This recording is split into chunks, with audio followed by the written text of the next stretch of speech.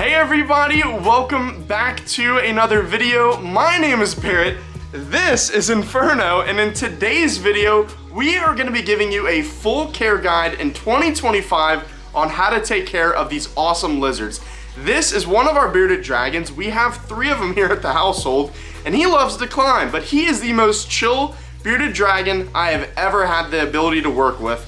And I say that for multiple reasons. These lizards are the most popular lizard in the pet trade for a lot of good reasons, but there's a lot to know about these guys that's commonly mistaken out on the web. And we're gonna break down the pros to them, the cons to them, if there really is any, and then what type of setup you will need for these awesome lizards. Again, make sure you stay tuned until the end. If you're new, smash the like button, hit subscribe, but let's go ahead and get into the action. All right, well, as Inferno is climbing my neck with his sharp nails, I'm gonna talk a little bit about these guys. So this is Inferno, and he is about 6 or 7 years old. He is digging in my ear right now, but he is the chillest lizard ever. I mean, he literally will just sit on you for hours on end and not care about anything else. Dude, that hurts a little bit, man. You're like digging in my ear. Thank you. Oh, it's right back to where you were. Okay, I'll just leave you there then. What is he doing? This is why I love these guys so much. So I have over 50 animals here. Dude, this really hurts. I have over 50 animals here at my household, and I handle him probably the most out of any of our other animals, and for good reason. He's super chill, not bitey at all, and if you get them when you're young, you can really tame these guys down to be little puppy dogs. So bearded dragons are from Australia. This is, again, a boy. His name is Inferno for a good reason. Dude, you keep digging in my ear while I'm trying to film. I'm just gonna keep going with it. His nails are sharp. You can trim their nails down, but the first thing that we're gonna talk about here is where these guys are from. They're from Australia, and they're a semi-arboreal species, which means that they will stay on the ground, but they'll also climb somewhat. They're not fully arboreal, and you need a pretty big enclosure for them. We're gonna talk about that here in just a little bit, but these guys can get size-wise about 2 foot long. For your males, they're gonna get a little bit bigger than your females will. So Inferno is a full-grown adult. He is probably just over 2 feet long, or really close to it. He had an awesome upbringing, was kept well his entire life. There's also times where you can keep these guys and they grow not properly. So we're gonna talk about calcium, diet, and everything in this video, but let's go ahead and talk about the first main thing is once you get your bearded dragon, and we'll talk about babies and adults here in just a minute, but once you get your bearded dragon, before you do that, you're gonna need to do these next few things to be able to properly care for him. All right, well, Inferno now has migrated to my head. We're gonna leave him here while we're recording this next bit. So, Inferno, like I mentioned earlier, is about a 2.5 foot long lizard with his tail. And these guys cannot drop their tails, which is one thing that I love about bearded dragons, especially for younger kids, because the kids are gonna wanna handle these guys. And if you're a kid watching this, I'm sure you're watching this because you either love bearded dragons, you wanna learn more about them, or maybe you want one. And I think that's an awesome thing to want, because I myself, when I was a kid, this is what I wanted, and I actually got a couple of them. But the first thing that we're gonna talk about is the enclosure. Now, for adults, it has been said for a long time that these guys only need a 40-gallon or 75-gallon enclosure. That is completely incorrect. These guys move around a lot if you let them, and if they're brought up properly from little babies to adults, if they're raised properly. They will want to climb, they will want to move around, and you need to give them different areas in the enclosure that are different temperatures. But we're going to stick to the main topic at hand right now, which is the actual enclosure itself. Now, this setup right here, again, we'll talk about the sponsor of today's video, Phailozoo, here in just a bit, but this is a 4 foot wide by 2 foot tall by 2 foot long enclosure. It's 120 gallons, and that is a minimum enclosure size for a full-grown adult. Like Inferno here, who's just chilling on my head. The reason why he's up on my head real quick is because he loves height. This guy climbs. He loves to climb. Our other bearded dragon that we have, Bolt, does not like to climb. So I don't have a ton of climbing area for him because he does not enjoy climbing. Inferno, on the other hand, he enjoys climbing. And when you find these guys in the wild, if you ever go to Australia, or you go and find these guys in the wild, they're not going to be on the ground. They're going to be up in a tree or on a fence post or somewhere up off the ground. And that's because these guys love to climb. The reason why Bolt, our other bearded dragon, does not love to climb is because he has starting metabolic bone disease. Now we've stopped that because we've been properly caring for him for a while, but it is super important to care for your bearded dragon properly when it is a baby, or if you rescue it or rehome from somebody, make sure that you properly take care of this animal, and we're going to get into that here in just a bit when we're talking about food, diet, and then what actual vitamins or supplements these guys need on a daily basis. So we'll get to that here next. Alright, before we jump on to the next thing here, we're going to talk about baby bearded dragons. Now, baby bearded dragons don't need obviously as big of an enclosure. Now, if you're going to be keeping this lizard for a long time, it's not a bad idea to get a bigger enclosure. I always say to people, bigger is not worse, right? You need a bigger space for them eventually, and if you have a little baby, they're going to use all that space even when they're a little baby. I got like a little rat tail going on behind my head with this tail. But you can get a full-grown adult setup for a little baby as well. But if you want to gradually move them up in increments and you don't have all the money to be able to get a giant enclosure, because this enclosure is not cheap, I do have a discount code linked in my description if you want to pick a setup just like this. This is again a 4x2x2. 120 gallon setup, but for babies, you need a 40 gallon setup. That is minimum. He is about to jump right now. Inferno, come back down here, buddy. Come on, bud. Come on, buddy. Let's get him off my head real quick. Your nails. All right, there we go. But for babies, you need a minimum of a 40 gallon setup. His nail just dug into my neck. He's been digging into my ear, my neck. He's just been climbing all over in today's video so far. But for babies, 40 gallon setup is totally fine. Again, when they get to be adults, you want to upgrade them into a 120 gallon 4x2x2 setup. I even have had some people do 4 foot wide by 4 foot tall by 2 foot long setups, and that is totally fine as well. These guys love to climb. So if you want to give your lizard the ability to do that, there is nothing wrong with giving them a bigger enclosure. While we're on enclosures, we're going to talk about what tools or supplies you will need to actually make the enclosure. Now, behind me, again, this is Phailozoo's enclosure. I'm going to give a quick shout out to them because they sent me a couple of awesome enclosures for both these guys to get quite the upgrade. Now, these are a 4x2x2 setup. I know I've said it a couple times now. They're 4 foot wide, 2 foot high, 2 foot long. There is a link down in this video's description for at least 10% off. Now, if you use my code and go on Phailozoo's website, even if you have other animals, they sell all different kinds of enclosure widths, heights, lengths, gallons, you name it, they pretty much sell it for any and all reptiles and amphibians. So go check them out. Tell them that Be Tamed or Barrett sent you. Use the link off in my description for 10% at least off. Go check them out. Huge shout out again to Phailozoo. Their enclosures are beyond awesome. Super easy to build. They give you everything in the kit that they send out to be able to build it. So you don't need any tools, any drills, or any hammers. They give you everything you need. So again, if you do need a setup and you want to get some percentage off and get an awesome enclosure, this is definitely the one for you. And there's all different kinds of colors as well. But let's get back to what other supplies you will actually need for the enclosure. Alright, the next thing that we're going to talk about here is lighting. So these guys need 2 sources of lighting. This goes for babies or adults. You need to be giving them heat and you need to be giving them UVB. Now UVB can be done in 2 different ways. You can use a UVB bulb or a UVB bar.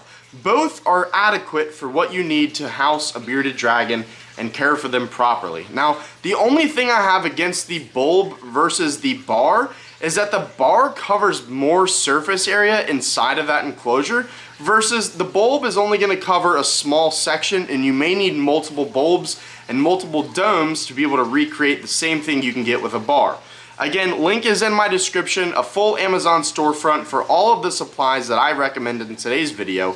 But if I had to tell you what to get, I would go get yourself a UVB bar, but you're definitely going to need one of those. The next thing you're going to need is that heating bulb and obviously the dome. So we use a single dome with a 100-watt heat bulb. It depends on the size enclosure you have and how high your basking spot or how low your basking spot is inside that enclosure, but you want to have a gradient temperature throughout your enclosure itself. But either use a 100-watt or 150-watt white or clear bulb. Do not use red. Do not use any other colored bulbs. Make sure they are white or clear bulbs for your heating source, because you do not want to burn, either damage his eyeballs or actually burn his skin. You don't want to burn the bearded dragon at all, so that's why you don't want to use red, as it damages their eyes. Let's talk about the gradient temperature base. It is super important that you give your lizard a gradient temperature base, and for all you kids who don't know what gradient means, it means a drop off, right? So on your hot side of your enclosure, you're going to want that to be around the 100-degree mark at that basking spot, 100 to 110. Some people will tell you it needs to be hotter than that. That is not the case. Between 100 and 110 is perfect. That is the ideal temperature that you need to keep bearded dragons at on the hot side. And then on the cooler side, that can get all the way down to like 74, 75 degrees Fahrenheit. Again, for all you non-American folk who use not Fahrenheit, I'm talking about degrees. Fahrenheit, not degrees Celsius. So make sure that you're using the proper temperature in your enclosure, but you want to have that gradient drop off so that your animal can get out of the sun if they want to, or they can be in the sun basking if they want to. And it is super important that you have that basking spot and you measure the temperature of what that basking spot's at. You can get a pretty good idea by just eyeballing it, but you can get a little temperature gun for really cheap on Amazon. Again, link in my description for all the supplies that I'm recommending in today's video. It's worth the couple dollars you spend to have a temperature gun, and I highly encourage you to get one because you need it.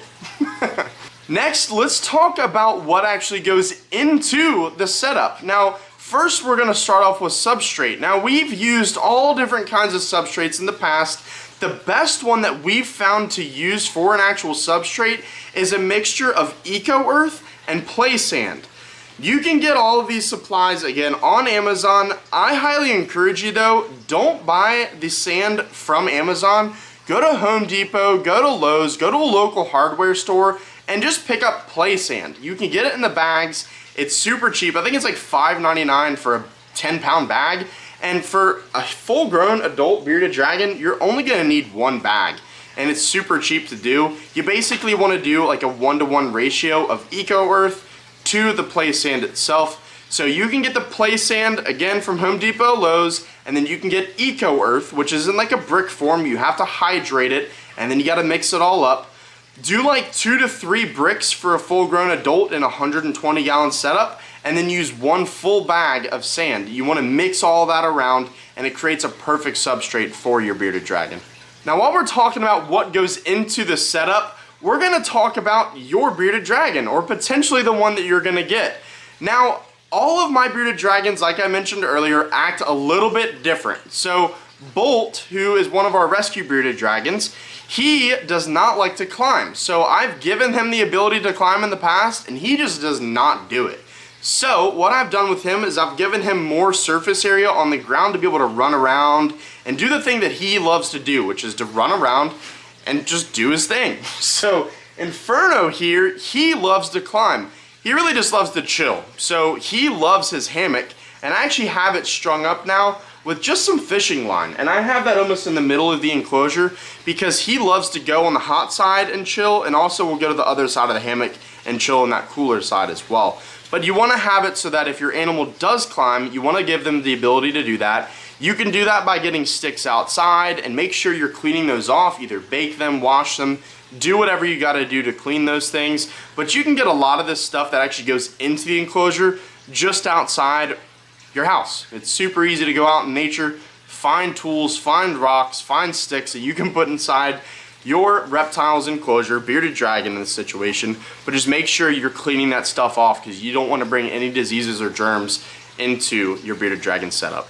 And the last thing I want to talk about in today's video is their diet. Now, bearded dragons when they're young compared to when they're older are going to have 2 completely different diets. Now, when they're younger, they're going to eat like 80% insects. Now, you can use mealworms, super worms, crickets, dubia roaches. You can even throw in the occasional caterpillar or hornworm that you can get from local pet stores.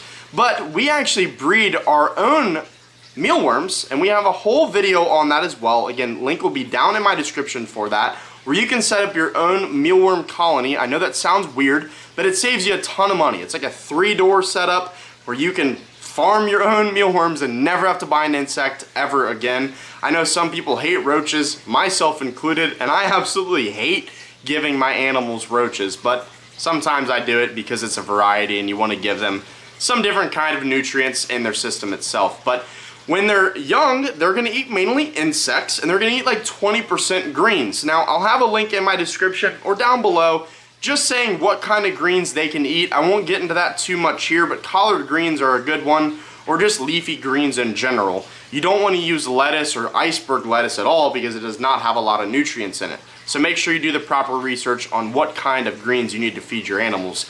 But when they're older, they're going to do the exact opposite. So they'll eat like 20% insects and then about 80% greens.